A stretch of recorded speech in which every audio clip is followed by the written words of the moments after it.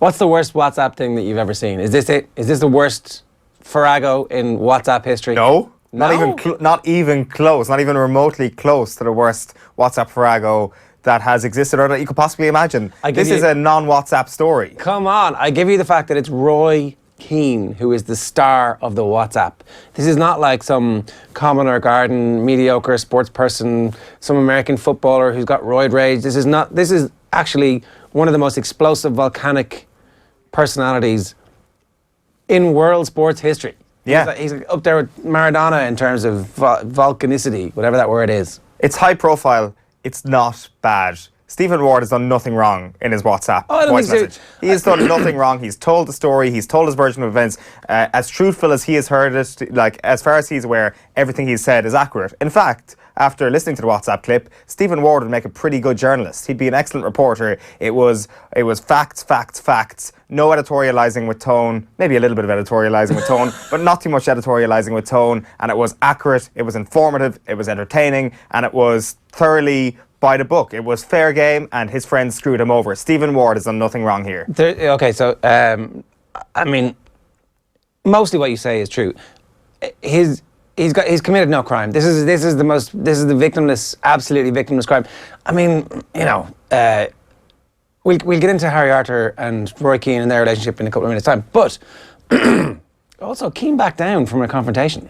That was a kind of underreported part of it. There's about 12 different parts of this that we have to break down 30 second by 30 second by 30 second by 30 second. But why the hell are you recording a WhatsApp which you know all anybody has to do is go select, share, and off it goes, like the little birds from the Lord of the Rings, from Game of Thrones, the little birds going out into the world. Like ravens.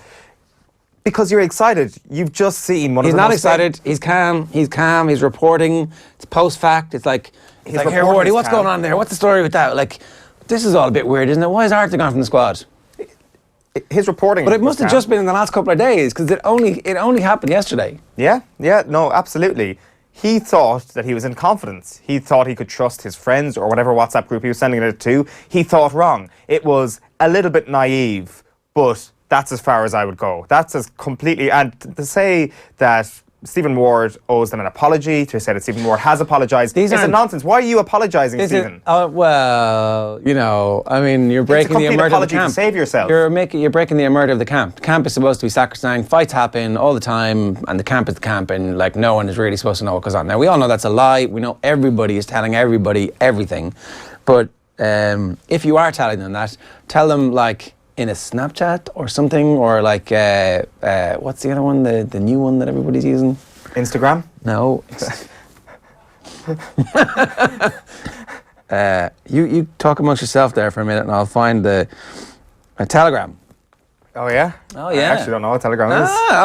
Look, the two lads have not a clue. Telegram used to be used in like the 1800s. Oh. Lol. Stephen, like just... I don't know what point you were trying to make there. Make it in a disposable way that's going to self-destruct in 5 seconds. You go, write a letter. Here's no, like, and then burn like an old school Snapchat message, which would have deleted itself, right? You can screenshot a WhatsApp Snapchat message. And how is he supposed to? It's not the audio. Come on, you're actually literally giving everybody. It's on the Irish Times website. You did not expect that to happen, but it can always happen. How are you supposed to tell a tale as enthralling as the one Stephen Ward told via Snapchat? WhatsApp was the only medium by which this was possible. Now, granted, it was also one of the media with which this could have spread like wildfire, which it subsequently did before lunchtime yesterday morning. So he let himself down there. He could have selected a better medium maybe, but I don't really know what it was. Maybe an email, but he lets himself down to being screenshotted. He could have also denied it was his voice. Martin O'Neill said yesterday he was in touch with Stephen Ward. All he had to do was say, here, listen, that's not me. That's like some bad impressionist. Who's actually a very good impressionist. Because that's the first thing I thought when I was listening to it. I was like, this is too sensational to be Stephen Ward. There is no way this is Stephen Ward. And then it just goes on and on and on. And it's like, nah, this impression is way too good to not be Stephen Ward. It is Stephen Ward, without question. So yeah, like I think fair play to him for telling the story to his mates. You know, you've got to confide in somebody. If you go home, if you leave the dressing room, you're injured, you're going to tell somebody those extraordinary events. So his friends have screwed him over. It's shame on them, and they should be owing Stephen Ward an apology. Roy Keane and Martin O'Neill should be apologising to the relevant parties. Martin O'Neill for allowing Roy Keane to get out of hand to this extent. blamed Roy Keane for what he said. Stephen Ward absolved of blame as far as I'm concerned. He did break the omerta of the camp. What omerta? Omerta is bullshit though. That's the sort of thing that kind of allowed EPO to flourish in the cycling. No, they're cycling, different. So. Like one is actually like criminal / cheating behaviour. The other is just like, we have a bond here that we're not going to... team spirit, as Tommy's shouting in my ear, team spirit! I mean, it matters a little bit. When you think about it, the team are supposed to rely on each other, but they're looking back on, I wonder, is Wardy going to stick that on WhatsApp? Like, you've just seen one of your teammates called a prick, a wanker, and a see you next Tuesday. Like, you're going straight onto WhatsApp to tell your mates immediately. It's not great for team spirit, is it? No, it's not. Exactly. It's not helping team spirit. I think there's one person who's let down team spirit there, and it's not Stephen Ward. Okay. I think Stephen Ward, poor Stephen Ward, he's probably had enough of a shoe in here. Like, when you say poor Stephen Ward, another man who's actually, in a very weird way, who's getting a bit of my sympathy this morning, is Roy Keane. Because when you think about it, his managerial career is screwed. He's never going to get... as soon as somebody realises what's going on here, it would be a very brave man or woman to employ Roy Keane for their football club or for their country. Would it? Well, I think so. Like, he's called a kind of... He's called two of his players to task for not training. Well, actually, let's get into that a little bit. The whole sort of thing was... Is Harry Arter taking this too much to heart, or is Roy Keane being too aggressive? Because if you listen to the tone, and I'm sure everybody's heard it by now, of the Stephen Ward WhatsApp, it was very much, it's Roy being Roy. And it was, when I said he editorialised with tone a little bit, what I meant by that was that he was saying it in a way which was sort of jovial. It wasn't like this was a horrifying event. It was in a jovial tone. So Stephen Ward certainly thinks, this is crazy, this is unreal. Whereas Harry Arter has clearly been deeply offended by this. Declan Rice, it has been suggested, was deeply offended by this. And maybe they've taken this too much to heart, because Stephen Ward doesn't take it too much to heart, clearly. He's happy enough to tell his mates about it. But Harry Arter, he's left the squad. Yeah. Kev was on telly last night talking about this and was like, look, we need to hear from Harry Arter. Harry Arter hasn't yet spoken about this, but like, we know Harry watches this show, and so Harry, come out and tell us exactly what you think. Come out and tell us exactly what happened. We've heard now a version of events which is Stephen Ward's version, which is out there. It's printed word for word in the newspapers today. As I said, the audio is on the Irish Times website. It's like, it's completely mental. I don't remember a story like this. It's amazing. Because it's kind of a nonsense. It is kind of a nonsense story. It's like, all it's doing is confirming a few of the rumours that were out there. Yeah. And it's not actually as salacious as you think. Like, there's a row, there's another row. The same person is involved in 2 rows. It's a person who has been involved in a lot of rows before. Not that big a deal. No, like, I know we kind of went down a tangent there of Harry Arter a small bit, but just to kind of bring it back just a tiny bit, just to that point about Roy Keane and his future managerial career. It might be right in what you're saying, but the reason why I feel a small bit of sympathy for him is that his managerial career is going to be judged by what he's done as an assistant manager. And like, the whole situation sort of reminds me of like the bully in the Breakfast Club, who's like sitting there in detention and just doesn't know what to do with himself, so he starts picking on people. Like, Roy Keane is probably sitting around there and is like, well, I've laid out all the cones, or whatever he does. I don't know what he does in Ireland camp. And he's like, well, there's an easy target there, a man with an English accent who's injured. I'm going to call him a prick and a wanker. And you know, that's obviously not his thought process, but that's what it might look like to some. So he's just sitting around there, and ultimately he's not actually being given the reins of a club, or not being given the reins of a country in this case. And it seems that people are going to judge him for this, and you've got to have a little bit of sympathy for that situation, no? John Bender was the bully in the Breakfast Club. Nobody remembers his name. I didn't remember. I had to look it up. I presume he looks a lot different. Like, that guy, John Bender, by the way, was like 40 years old playing. Yeah, I know, it's mad. I mean, I don't know. Like, I do feel a bit of sympathy for Roy because of this. It's like, at least judge him on what he's done as a manager. Whereas, like, this is going to be a huge black mark against him when he is judged in the future. I think this is the archetypal storm in a team. Either they ride it out and it's grand, or they resign because results have gone badly and they've decided that they don't want to take the team through to the Euros. But they clearly want to take the team through to the Euros.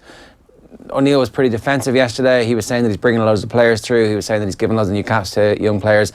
They're at a transitional period at the moment, and ultimately it's only the Nations League of European Cups, so he doesn't seem to care about it as much as some of the other countries seem to care about it. Anyway, here is O'Neill yesterday speaking at the press conference when the question was asked, what's up? First of all, I don't think Stephen was there. Stephen wasn't actually there, so I think he's just picking up on things, something that we talked about at the beginning of the week. Probably not anything more to really report. I think that differences of what was said. I think I mentioned that to you before. Definitely, as I said too, confrontation obviously with John and confrontation with Harry. John's fine, absolutely fine. Harry perhaps not so fine.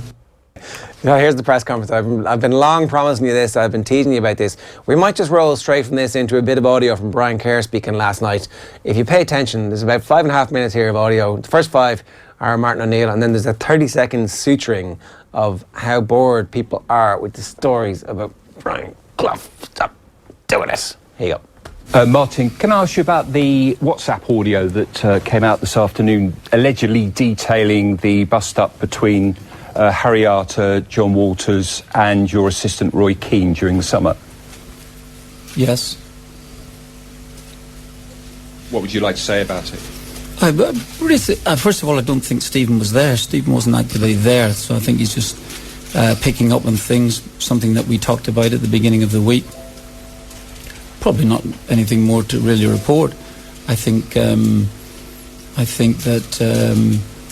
differences of what was said. I think I mentioned that to you before. Definitely, as I said too, confrontation obviously with John and confrontation with Harry. John's fine, absolutely fine. Harry perhaps not so fine. And but I said to you before, you'd have to ask whether that's the complete reason why Harry's not at the. He's not participating in these games this time, and but I think you probably know that anyway, because I think Harry is. I think that Harry's let that be known to a few people anyway, about some of the reasons that he has decided not to come. Did the version allegedly from Stephen Ward tally with the version that you heard from Roy Keane during the summer? No. Are you able to fill in the gaps, the differences? No, it's a nice little conversation before Coronation Street. Really good. No. I can't. I don't think I'm in the position, or nor do I want to be, but it doesn't tally. From the outside, it might be seen that there is a problem with Roy and some of the players. What would you say to that? I'd have to say absolutely not. First of all, I think these things are important to say. First of all, the incidents took place at the end of May when we were in camp. So they have surfaced now here some 4 months later for a start. It wouldn't be the first conversation, it wouldn't be the first tete-a-tete, and it certainly wouldn't be the first, if I can call it, altercation between players and staff. I've had one with the man sitting beside me here just 2 days ago. Was it 2 days ago? Friday. I have got the utmost regard for him as a person. As I said to you, I might have a difference of opinion about his ability, but that's not the point. I've got the utmost regard for him as a person, and for him to take the criticism I gave in front of the rest of the team was extremely strong. He's a strong person. He's a really strong person. Now, sometimes you can actually... Sorry, you there? You with me? Sorry. Sometimes I think, as I said to you before, while the game has changed a little bit, hopefully it hasn't changed that much, but there's some things that you can say to a player, maybe using a bit of industrial heavy-duty language at the end of it all of that there, that you think that you can actually take, and go out and prove the person wrong. I've tried to do it, I think, reasonably successfully in my playing days anyway, when I was getting plenty of stick on a weekly basis. But for the half-time in the European Cup final of 1980, when the same manager who had been criticising me for a number of years, almost on a daily basis, criticising a wee bit too strong, but overall, nagging, and to give me the sort of praise he gave me at half-time in the game, was worth it. Was worth every minute of pain. So I think you have to look within yourself as well too. And if you're asking about Roy's criticism of players, let me tell you, this is my responsibility. Totally my responsibility.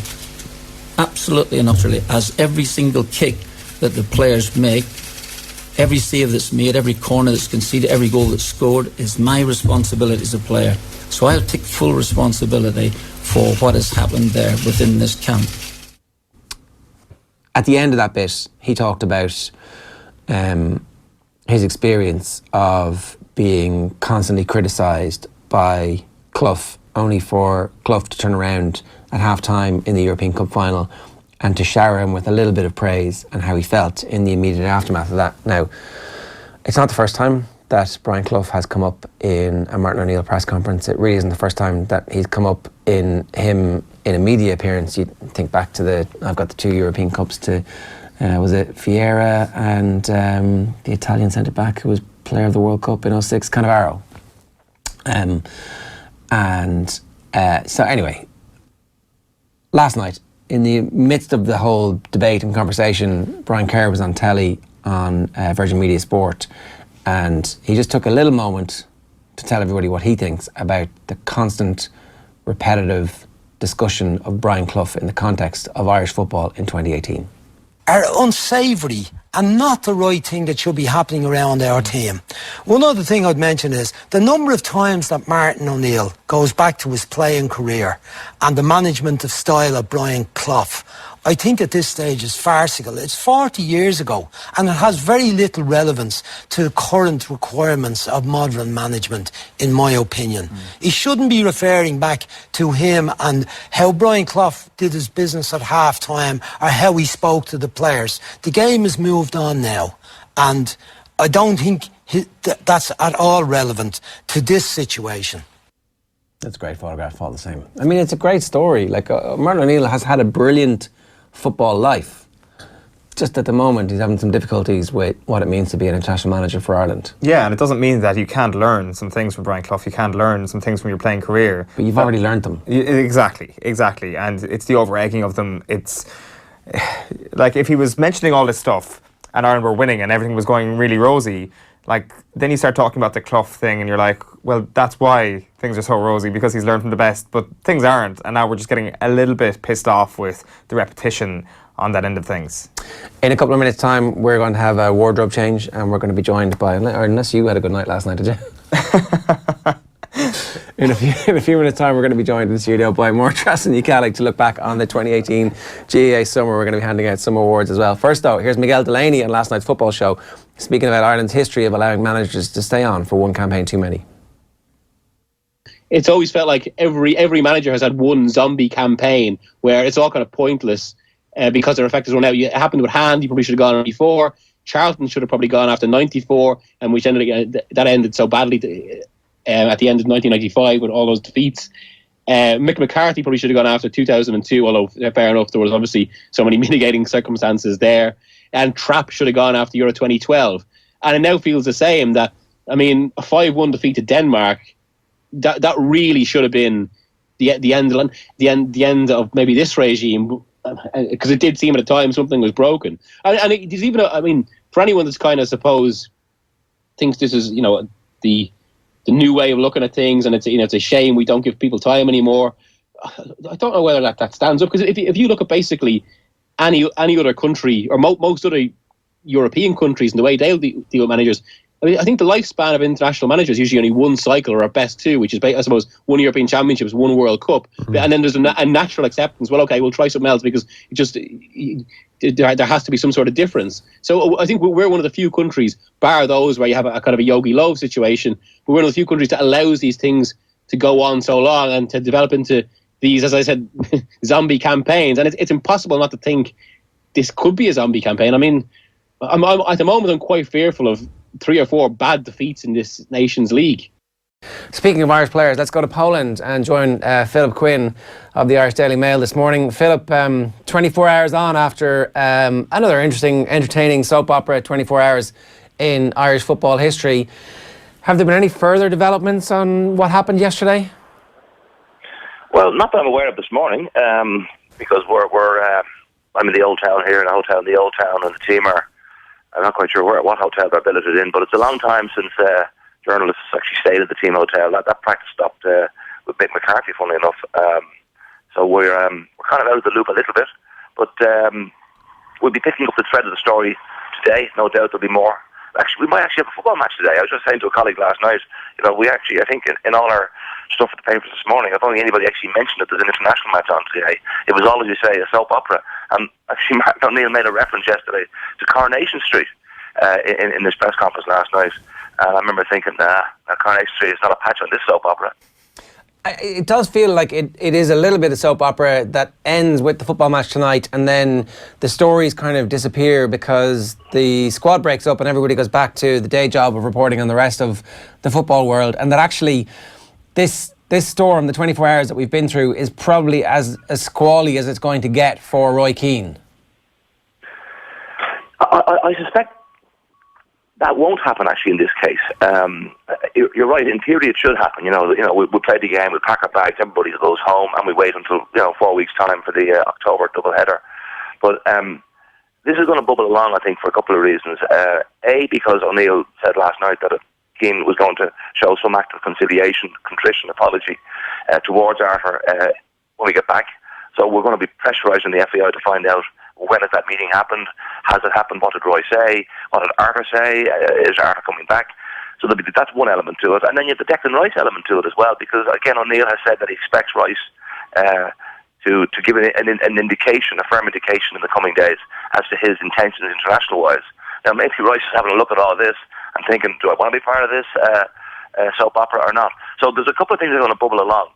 And football-wise as well, if tonight goes badly, and this Irish team, I think, is going to be the most inexperienced team that I've ever seen play a senior international. If it goes badly, if Lewandowski decides to turn on the style on his 100th cap, 100th appearance, and we get turned over badly, there will be ripples looking ahead to the doubleheader, and it could get difficult for Martin O'Neill. But look, it's been an extraordinary couple of weeks. I just said to a colleague last night, O'Neill named a squad on Monday, fortnight ago, which was 15 days ago, and he announced that Rice wasn't in it, and there was confirmation of the altercation with Arthur, and it has been non-stop ever since.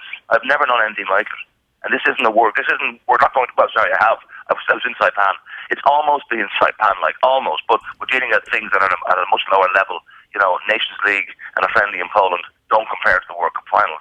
But the stories that have been breaking out of the camp in the last 2 weeks have been just relentless and compelling. Yeah, I mean, I think the audio, the fact that it did the rounds so quickly from Stephen Ward, and that everybody knew what was being said, and that this kind of confirmed the rumours of the bust-up with Johnny Walters in particular. Once that came out yesterday, it was interesting to see what O'Neill's strategy was in the press conference, and it seemed to me mostly his strategy was to filibuster, to talk about Stephen Ward, and then to talk about other altercations that he had. So the Myler thing kind of was a useful example of actually this is what happens in football. Players and managers fall out all the time, and it's not that big a deal. Like, did he do a good job at quelling any of the anger or the issues yesterday? Opinion was split on that last night in the press corps. Some people thought he rambled. He does ramble. I thought he recovered reasonably well after a poor start. It was difficult for him. You're right. He was prepped. They knew by midday yesterday that they'd heard the audio. There'd been a flurry of phone calls. Keane rang on Ward, and O'Neill rang Ward, and Ward obviously felt let down because the audio that he gave he felt was in trust. These things happen. You have to be very careful what you say nowadays. But O'Neill handled himself reasonably well. I thought on balance he did. He told a couple of rambling stories. He tried to throw in a few little one-liners. But a colleague said to me last night, I thought it was interesting, if Gareth Southgate's assistant had spoken like that of an English player, English FA would have probably called for his head. English media, I think, would have probably called for his head. O'Neill, used things like industrial language, and if you can't say that, well, then you can't say anything. And he does come from a time when, managers did put players in their place, and they still do. I'm sure they still do. I'm sure they use unparliamentary language nowadays as they did in the past. But the key issue here is that Roy Keane continues to be a difficulty for Martin O'Neill. That's the bottom line. Again, the press conference yesterday was all about something that stemmed from a Roy Keane row. You know, if the Ward audio was about Roy Keane, it came from there. And Keane is a problem for O'Neill, whether O'Neill likes to acknowledge that or not. His loyalty is immense. It really is. It's very impressive at one level, and he is adamant that Keane is doing a good job for the Irish team. Yeah, just to kind of just briefly, I'm not so sure that people around the Irish team would necessarily agree with that. By the way, well, just briefly, like, if you're Martin O'Neill, do you mind answering questions about Roy Keane when actually the question should be about 5-1 and 4-1 and the fact that you've got no significant plan, that the team aren't performing like a team who you've been in charge of for 5 years? Is there an element of this where he's like, actually, you know what, I can easily handle questions about that, spin a few yarns about my former assistant and the great era that we had playing under Brian Clough? Is there any element of this that O'Neill is like, well, actually, you know what, I kind of prefer answering questions about you than I do about my crappy team selection? I actually think probably not, but he did dodge those questions last night because they weren't asked. I think there wasn't any question about the match last night. You know, this was just an ordinary game, an ordinary friendly in Poland, which the FAI played many times over the years. That in itself was worth a special subject on Mastermind. Why did the FAI come to Poland?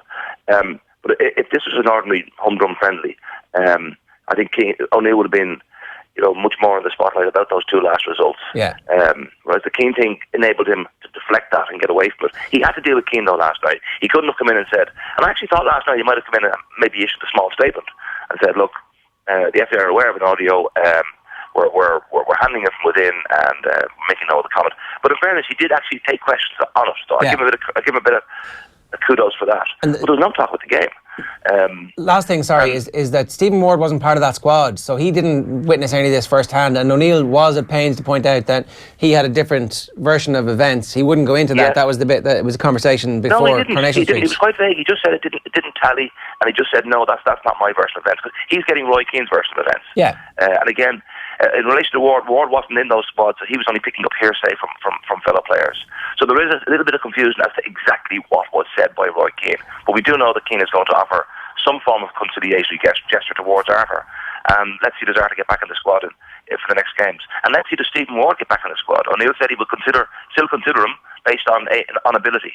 But I do think that they do feel that Ward has let his guard down, and by implication, you know, he gave the media a feeding frenzy yesterday. Philip, good stuff. Thanks very much. Enjoy the game tonight.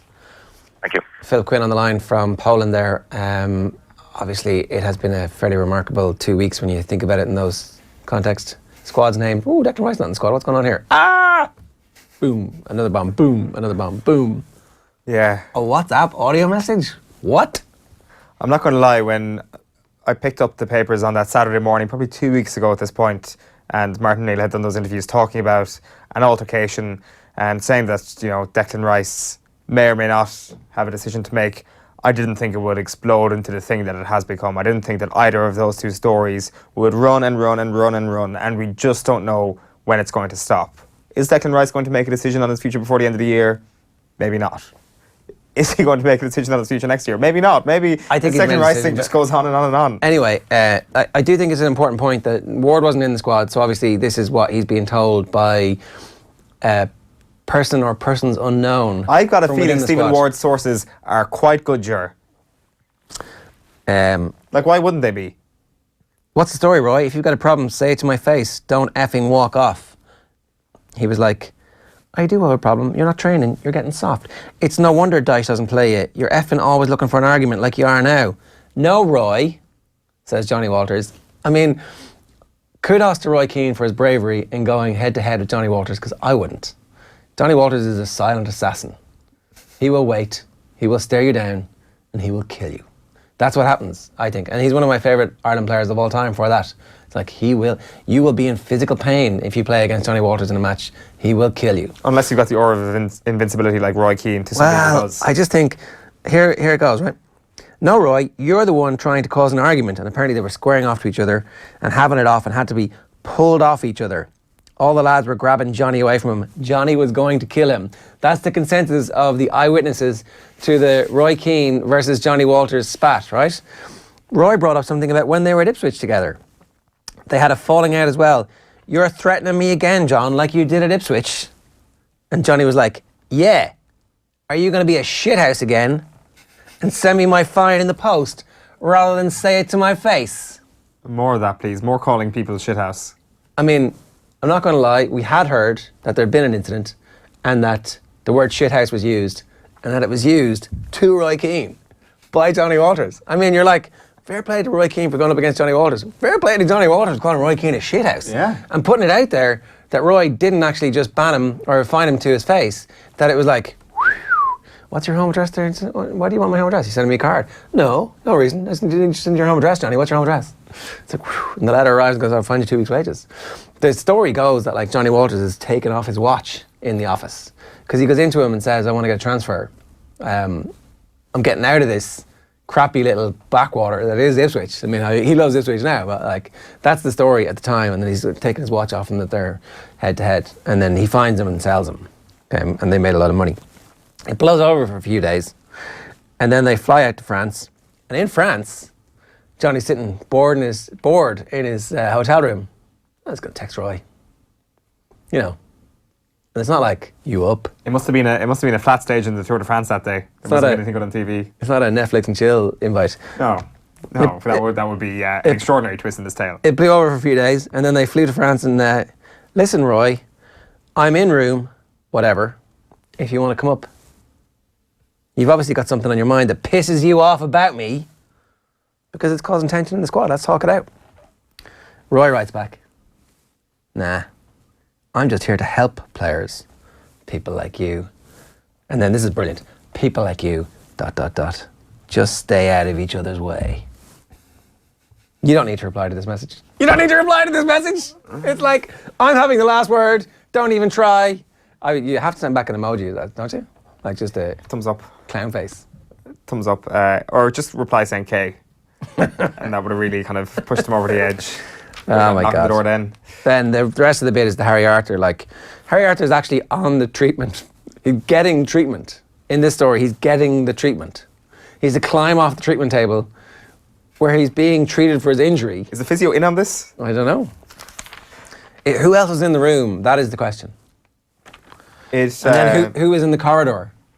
There is a pile of evidence, anecdotal evidence, admittedly, building up here that Roy Keane just loves the last word. Like that fine in the post was like, you can't get me back with this.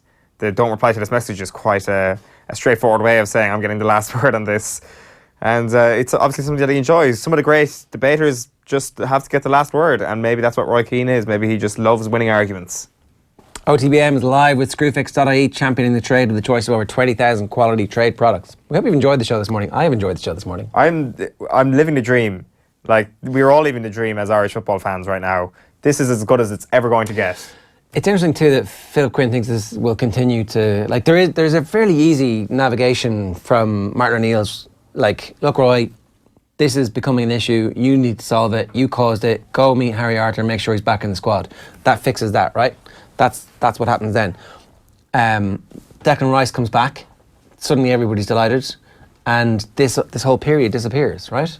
Yeah, like, well, you know, do we want this period to disappear? Well, if you're Martin O'Neill, you do. You're like fed up with this. You want to win some games, see the qualifying campaign out, play Spain in Dublin, have that roar for the national anthem, and get beaten 5-1. That's the dream scenario. What's the dream exit scenario? That? Yeah, we win our way through and, you know, die with our boots on 5-1 against the Spanish. Maybe if we die win it, if they go Luis out winning, Enrique versus Roy Keane, the battle that was supposed to happen in 2002. Yeah, well that would be amazing.